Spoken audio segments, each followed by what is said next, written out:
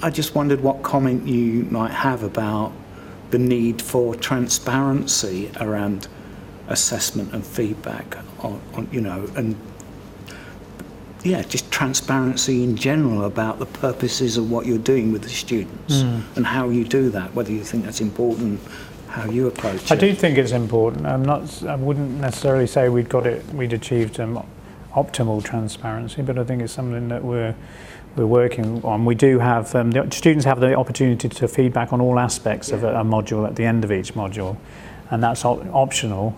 So you'll find at the beginning of the course a lot will feedback, and then there's a tailing off, unfortunately. But you still get valuable feedback no matter how many students are contributing.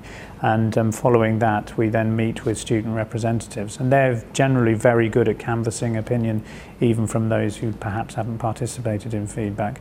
And I will circulate in clinical skills the feedback in its entirety to my team, and so that we might develop, there might be aspects that we want to look at more strategically during our summer training, and then there might be aspects that we need to look at more urgently in terms of module to module.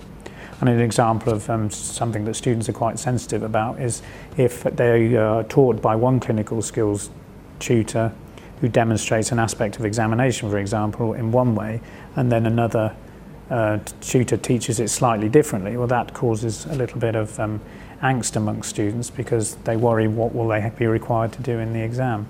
But it also allows us to explore what is an important aspect of clinical examination, that's examiner variability. And ideally we all need to be performing the same exam in the same way in order to get the same result on the same patient.